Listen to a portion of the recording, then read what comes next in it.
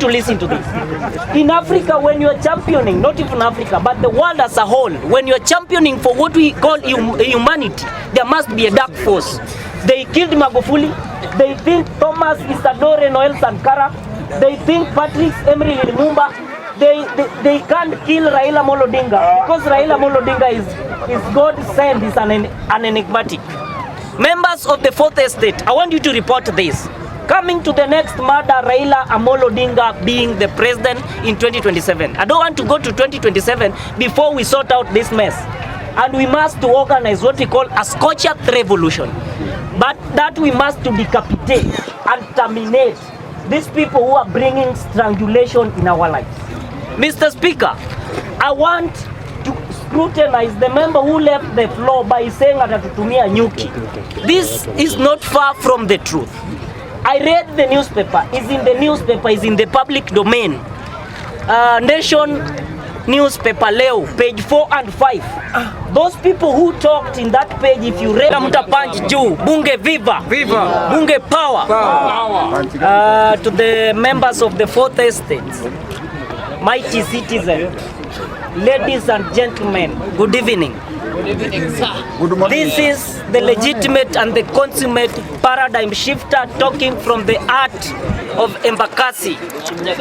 And what I'm yet to articulate here, I would wish you listen to it crystal clear. I will go straight to the point of the two matters, the two agenda. Number one, I will talk about the high cost of living. And I will be very fast and keen. And I want you to listen to me crystal clear. When Tom Mboya wrote the planning, and we all know it's in the footnotes of books, and we need to go down to the footnote of books, we should know where we come from. Because someone said, we are not the makers of history, but we are made from the history. Bunge power. Bunge viva. Tom Mboya, when was the minister of the planning, wrote what we call a sensational paper number 10 of 1958, which Kenyatta neglected, Moi neglected, Kibaki neglected, Uhuru neglected, and the zombified hypnotic zombie William Ruto is neglecting. Bunge power. We need to go straight to the point. We need to go to the point. When Raila Odinga said, we are going to sort out this issue, and he said we are going to extricate the public from what we call the punitive taxation. Raila meant what we call one of the agenda Raila brought in manifesto. Raila said we are going to make Kenya what we call a manufacturing regional hub. Bunge power. When you are making a country a manufacturing regional hub, you are going to boost what we call the high rate of employability. And Raila said, when we are making that, we are creating companies, we are reviving companies. But the cabals, the oligarchs of power, naomba mtulie, the oligarchs of power and the cabals and the folks who initiated William Ruto was initiated for the people to continue suffering. And in Africa, when you are championing for what we call humanity, bunge power, I want you to listen to this. In Africa, when you are championing, not even Africa, but the world as a whole, when you are championing for what we call humanity, there must be a dark force. They killed Magufuli. They think Thomas Isadore Noel Sankara. They think Patrick Emery Lumumba. They can't kill Raila Odinga because Raila Odinga is God sent, is an enigmatic. Members of the Fourth Estate, I want you to report this. Coming to the next murder, Raila Odinga being the president in 2027. I don't want to go to 2027 before we sort out this mess.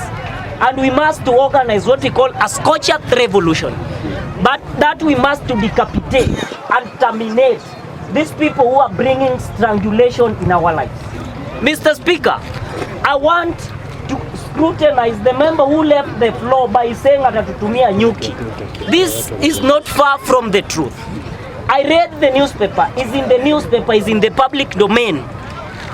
Nation newspaper leo, page 4 and 5. Those people who talked in that page, if you read it, was Osotsi, was George Badi, was Danson Manzo, na who's the other character who used about MP? Anaitwa Amisi.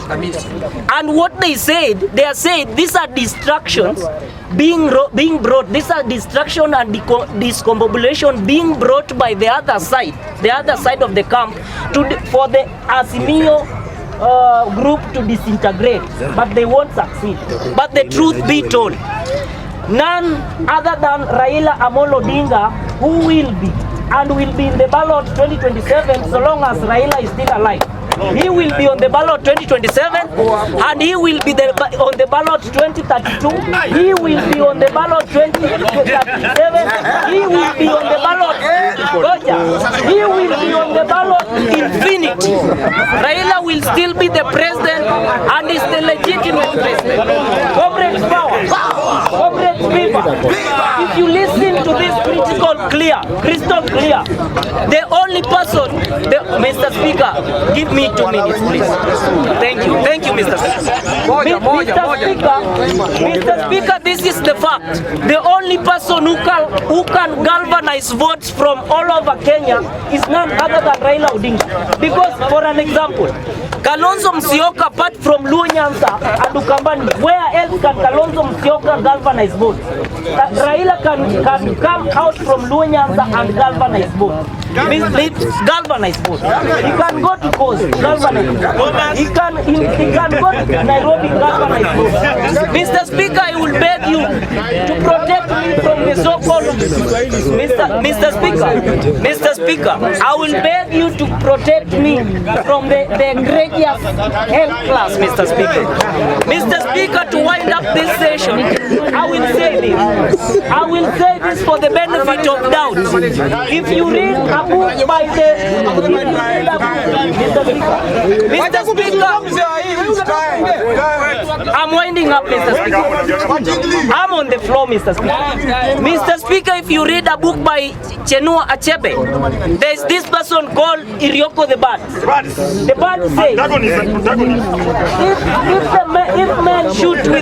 if the men have learned to shoot without missing, the bird have learned to fly without catching. Mr. Speaker, I will raise my case, but I would want, Mr. Speaker, you stimulate this bunge so that it should be a debate. It should not be, this is more or less the same as press conference, so that we can have time to articulate issues. I will urge you, fellow bunge members, fellow comrades, fellow mighty citizens, we need to take this gigantic action to bring revolution in this world. Viva, Mr. Speaker.